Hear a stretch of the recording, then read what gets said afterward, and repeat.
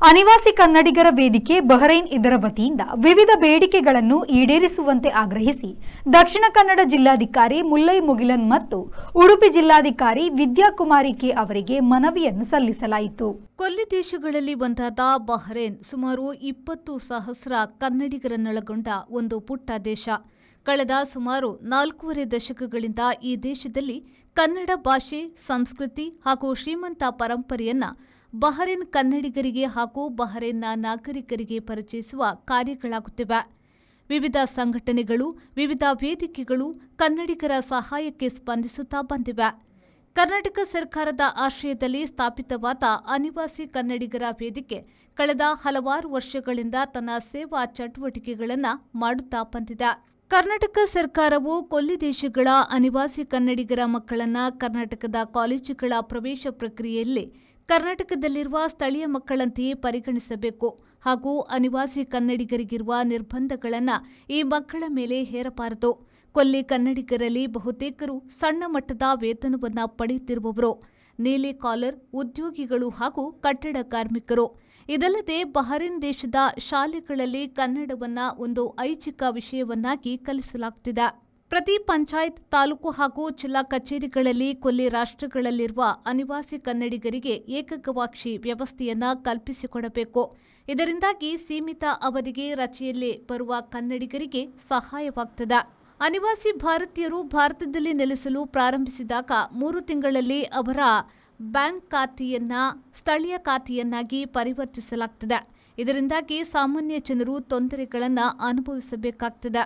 ಶ್ರೀಮಂತ ಅನಿವಾಸಿಗಳಿಗಾಗಿ ಗಲ್ಫ್ ದೇಶಗಳು ಸೀಮಿತ ಶುಲ್ಕಕ್ಕೆ ವಾಸ್ತವ್ಯ ಪರವಾನಗಿಯನ್ನು ನೀಡಲು ಪ್ರಾರಂಭಿಸಿದ ಪರಿಣಾಮ ಅಂತಹ ಭಾರತೀಯರು ತಮ್ಮ ಹಣವನ್ನು ಕೊಲ್ಲಿ ದೇಶಗಳ ಬ್ಯಾಂಕ್ಗಳಲ್ಲೇ ಉಳಿಸಿಕೊಳ್ಳುತ್ತಾರೆ. ಈ ಪರಿಸ್ಥಿತಿಯನ್ನು ತಪ್ಪಿಸಲು ಭಾರತದಲ್ಲಿ ಶಾಶ್ವತವಾಗಿ ನೆಲೆಸುವ ಪ್ರತಿ ಅನಿವಾಸಿ ಭಾರತೀಯರು ತಮ್ಮ ಬ್ಯಾಂಕ್ ಖಾತೆಯನ್ನು 3 ವರ್ಷಗಳ ಕಾಲ ಮುಂದುವರಿಸಲು ಅವಕಾಶವಿರಬೇಕು. ಮಂಗಳೂರಿನ ಅಂತಾರಾಷ್ಟ್ರೀಯ ವಿಮಾನ ನಿಲ್ದಾಣಗಳಲ್ಲಿ ಕಸ್ಟಮ್ಸ್ ಹಾಗೂ ಇತರ ಸಿಬ್ಬಂದಿಗಳ ಬೇಜವಾಬ್ದಾರಿಯಿಂದಾಗಿ ಗೌರವಾನ್ವಿತ ಪ್ರಯಾಣಿಕರು ಮುಜುಗರವನ್ನು ಅನುಭವಿಸುವುದು ಆಗಾಗ್ಗೆ ಕಂಡುಬರುತ್ತಿದೆ.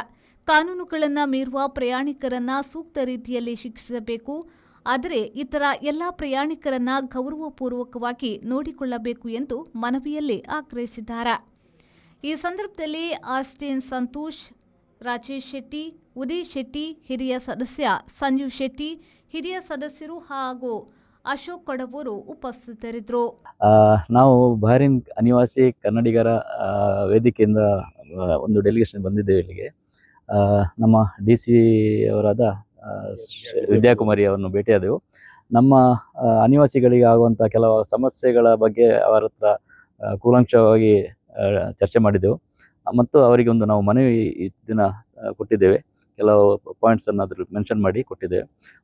ಅವರು ಅದನ್ನು ಸರ್ಕಾರದೊಟ್ಟಿಗೆ ಮಾತುಕತೆ ಮಾಡಿ ಆ ಸಮಸ್ಯೆಯನ್ನು ಬಗೆಹರಿಸುವ ಪ್ರಯತ್ನವನ್ನು ಮಾಡ್ತಾರೆ ಅಂತ ನಮಗೆ ಭರವಸೆ ಕೊಟ್ಟಿದ್ದಾರೆ.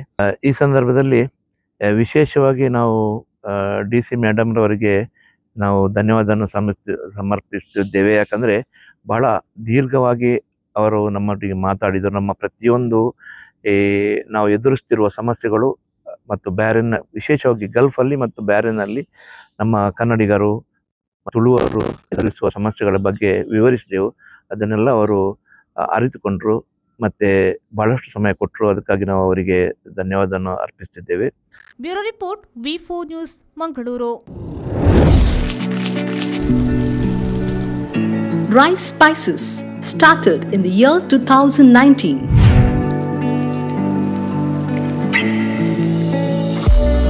Today we have crossed 45 plus products. All our products are pure and natural without any adulteration. The products have authentic recipes. Process of preparation is also in a traditional way. We supply products to different supermarkets, retail shops, and we take up bulk orders for hotels and caterers.